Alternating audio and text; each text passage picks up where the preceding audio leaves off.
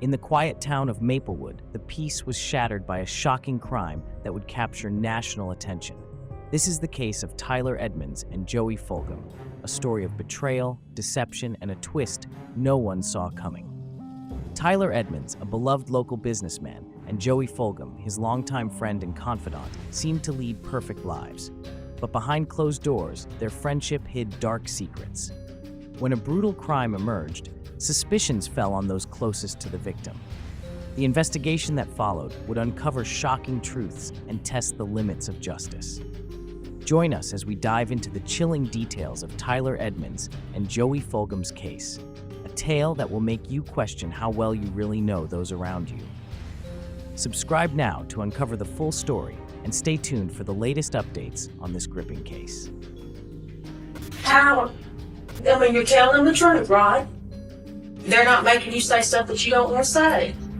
This is 13-year-old Tyler Edmonds. Just moments before, his mother, Sharon, had entered the sheriff's office without realizing that her son was in the middle of an interrogation. I don't have a problem with him talking to you, but I would prefer to be in the room because he is a minor. And y'all are sitting here doing stuff behind my back. What she doesn't know is that before she arrived, the police had pressured Tyler into confessing to the murder of Joey Soldier. Look at me. Look at me. Are you having problems? Well, what's wrong? Huh? What's wrong, baby? I ain't calling you first. Okay, what is it first? How old? Yeah.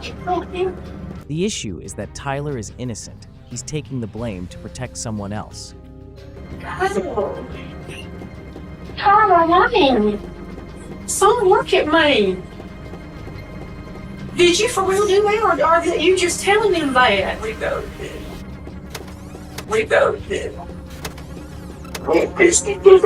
Christy had an unusually close relationship with Tyler. In fact, in one of his school essays, he wrote, "I love my sister more than I love myself." I just wanted so bad for her to be happy. He trusted her, and she abused that. She was a master manipulator. The extent of what can really only be described as evil, nobody suspected that. I said, Christy has already told us that you shot Joey. Christy's trying to put this on you.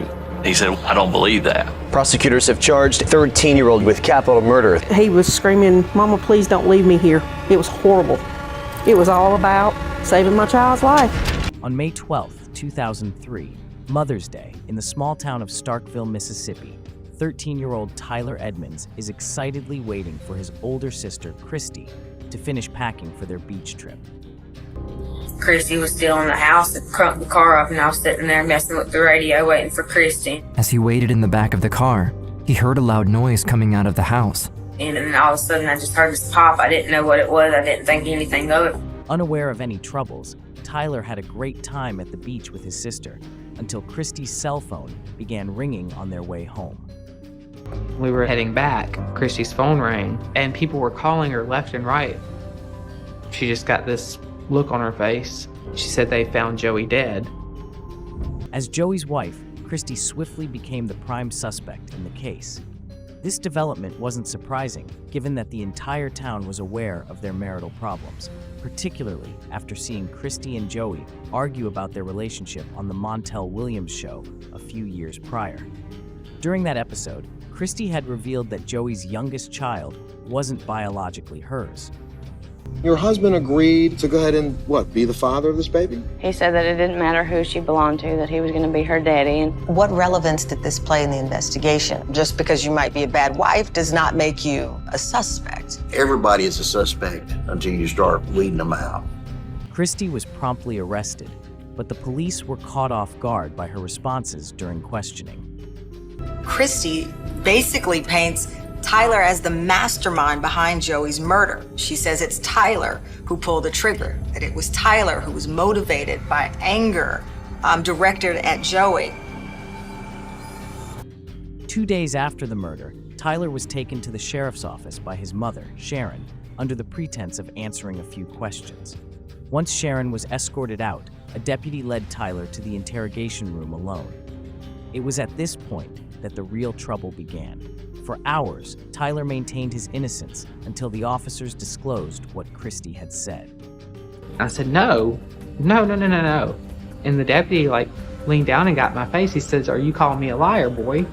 And I said, "I'm not calling you a liar, but I don't think that my sister would say that." To either prove their case or intimidate the young boy into confessing, the police brought Christy in. My sister was in an orange jumpsuit and, shackles and handcuffs. And to be quite frank, it scared the out of me. She was just sniffling and crying. She said, "Oh my God, Tyler, they're gonna kill me. I'm gonna get the electric chair. You have to help me." And I'm like, I can't help. What am I supposed to do? Christy urged Tyler to take the blame, assuring him that as a minor, he would likely receive a light sentence, while she could avoid the death penalty. Terrified for his sister's life, Tyler agreed to her plan, never anticipating how disastrously it would unravel.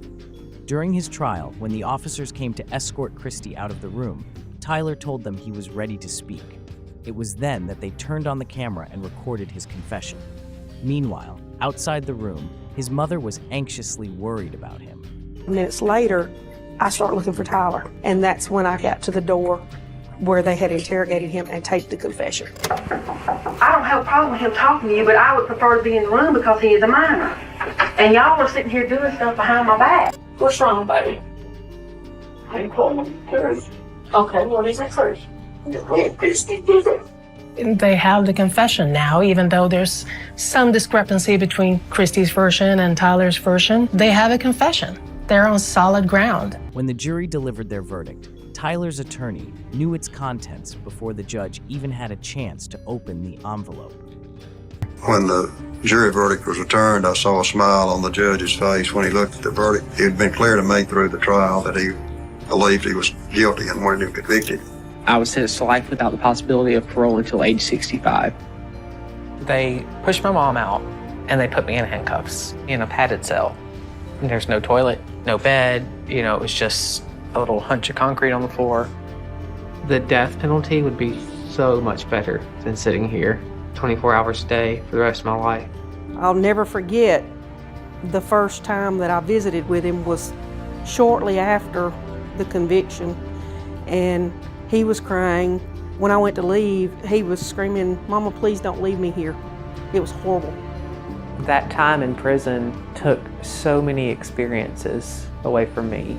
There are things that I saw and experienced that I don't think any child should ever have to experience. Even Joey's family wished they could have achieved justice without subjecting the young Tyler to such torment.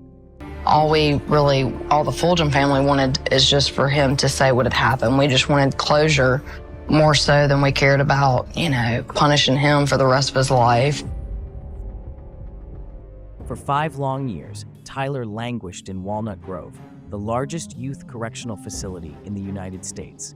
During this time, only one person gave him enough hope to keep going. My mother, that is one of the toughest women that I know. I knew that she would never give up. Every court proceeding she was there, every visitation she was there. As a single mother with limited resources, Clay faced a difficult decision. If she wanted to free her son, she would have to make significant sacrifices. My mom literally gave up everything that she had, her life, her house, her husband, her financial security. Tyler's defense was pretty expensive, but I had liquidated everything I had, and I'll be in debt for the rest of my life. It was all about saving my child's life, and when you go to save your child's life, what is your child's life worth? What is your child's life worth? Over the years, Jim Wade, Tyler's attorney, never wavered. On the contrary, he did everything in his power to challenge the court's decision. Jim never gave up, kept on fighting even after Tyler was convicted. I became convinced that there were so many errors in the trial that surely this would be reversed. Reversed convictions in Mississippi are extraordinarily rare. And to think that the second trial could have a different outcome of not guilty, that was a stretch. Jim Wade focused on uncovering the truth, not just on improving his odds of winning. In 2007, he succeeded in overturning the court ruling when he revealed that the pathologist who examined Joey's body was uncertified. At this point, the state preferred to avoid a retrial and instead offered 18-year-old Tyler a manslaughter plea deal that would guarantee his release if he admitted to killing Joey. However, Tyler, who was innocent, was determined to risk everything for a second trial to prove his innocence. If he had taken the manslaughter plea, he would have been out of jail in just a few months. Whereas if he goes to trial and is convicted, he gets life in prison. But that was the strongest indication to me that Tyler was innocent. Every now and then, I've come across an attorney who has been just incredibly emotionally invested in their client, and I think Jim Wade is one of those. It is now September 1st. Helen and Marilyn have been savoring their retirement years, but within a few short weeks, both women were discovered dead in their apartments. I thought, she's got nothing to lose, maybe she'll tell the truth. Would you state your name, please, ma'am? Christy Fulgham. Miss Fulgham, you're Tyler Edmonds' sister, is that correct? On the advice of my attorney, I'm not answering any questions. And she takes the fifth to every question. On the prosecution's side, Tyler was called to the stand, where the district attorney questioned him directly about his confession. Did you lie when you gave that statement? Yes, sir, I did. And how did you lie? By saying that I had something to do with the murder of Joey Fulgham. Why did you lie? To protect my sister. It's not easy to believe that somebody that looks like him committed this crime. There's only one person in this courtroom who is an admitted liar, and that's the person sitting over there in between his two lawyers. His whole defense is, I'm a liar. Folks, somebody who will lie, protect his sister, will lie to protect himself. After 5 years of preparation, Jim Wade had many more tricks up his sleeve, beginning with the surprise witness, Danny Edmonds, Tyler and Christy's estranged father. So Christy came to your house, and tell the jury what y'all discussed at your house when Christy came over there. She asked me part one that she wanted to kill Joey. And I asked her why. And she said he was mean to her. And it is. And I told her, just leave it. And she said, no, he's got a life insurance policy. For years, separate from Sharon, Danny tried to make his voice heard by the authorities, who ignored him because of his son's false confession. Despite the Starkville police being aware that Christy was motivated by Joey's insurance money, they disregarded his claims. I was at work and received a telephone call from Christy. She asked me about Joey's life insurance policy, how much it was for, who the beneficiary was. With Christy's clear motive in mind, Wade believed he had swayed the jury in his favor. However, the district attorney countered by presenting the confession to sway the jury back to his side. I told him there's... Okay, what is it first? Christy did it. Me and Christy did it. Those are this defendant's words, ladies and gentlemen of the jury. They are not mine. Without video evidence of Christy's intervention and manipulation of her brother during Tyler's 2003 interview, we sought to bring a false confession expert to the stand. However, the judge denied our request. For Jim Wade and the defense, it was a huge blow not to be able to call this expert witness in false confessions. But once again, Wade recovered by presenting a clip from Tyler's own confession to the jury. In it, the boy claimed he saw Joey's blood splattered on his bed after the alleged shooting. That's all he actually did. How do you know that it did? Just saw some blood. According to the newly appointed court pathologist, this was impossible given the small wound from a .22 caliber rifle. Goes in and does significant damage inside the brain. But in this kind of a wound, the bleeding doesn't start right away. We then presented photos of the crime scene to the jury and read excerpts from the CSI report dated May 10, 2003, which described the scene as pristine, with no blood visible and no signs of evidence tampering or cleanup. There's a discrepancy there between what he says he saw and what the evidence would have looked like. For Tyler, everything's at stake here. Tyler's entire life is at stake. Why did he tell you that you had to take the blame for it? Because nothing would happen to me because I was under 18 and that if I didn't, then they would kill her and that I would never see her or her kids again. After highlighting Tyler's tendency to lie and using his own statements against him, the district attorney made one final attempt to persuade the jury during his closing argument. Christy Fulgham did not act alone. She found someone who was willing to go into that room with her with a .22 rifle, pointed at the back of Joey Fulgham's head. The question is, though, is he to be held accountable? Jim Wade responded with a plea for faith. The prosecutor made a very emotional argument like he knows what happened. Well, he wasn't there. He does not know what happened. But I do know this. One day we're going to all stand there before God and we're going to give an accounting. If I were sitting on this jury, I'd a lot rather be up there telling God I voted that child not guilty than telling him I bore false witness against my neighbor. 4 hours later, the jury returned with a unanimous verdict. The jury has turned a verdict of not guilty. You are hereby discharged. You may go. I'm relieved. I've been praying for this for almost 6 years. It's been torture. I'm just glad that I can move on with my life. God is good, and I've prayed how I couldn't pray anymore. God is great. And my family and my friends have all supported me. Although Tyler was ready to endure a lifetime in prison to prove his innocence, he was finally freed. Jim Wade and Sharon's long struggle had come to an end, and the attorney was immensely proud of his client's resilience and strength over the years. I told Tyler this morning, my life is, coming close to its end, and his is just beginning. So he has all the potential in the world. Now that this burden's lifted, there's no telling what this young man will accomplish. In 2010, Christy was retried. An extensive investigation revealed that she was the true murderer and had been planning the crime for over 3 years. Coincidentally, she began inquiring about Julie's life insurance and how to acquire a gun around the same time she started spending time with Tyler. I want to know why.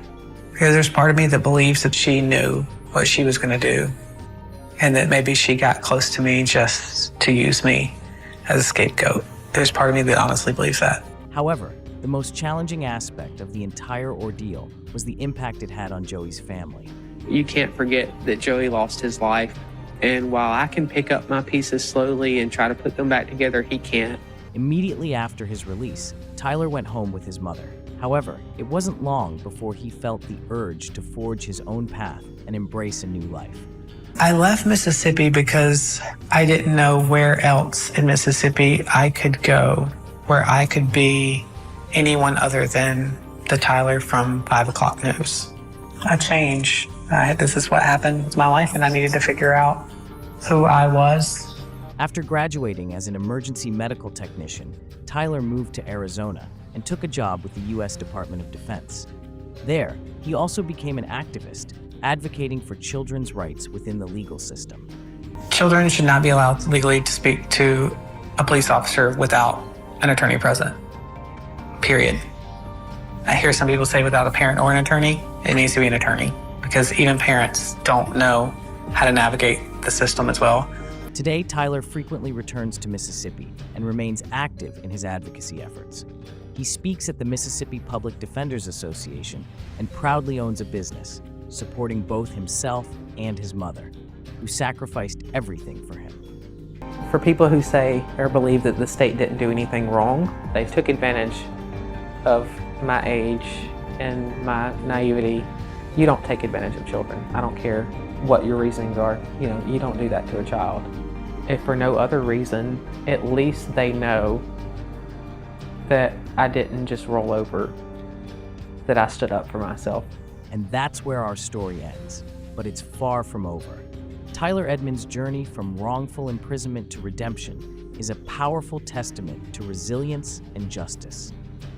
After years of fighting against the odds, Tyler's story highlights the importance of never giving up, no matter how daunting the challenge.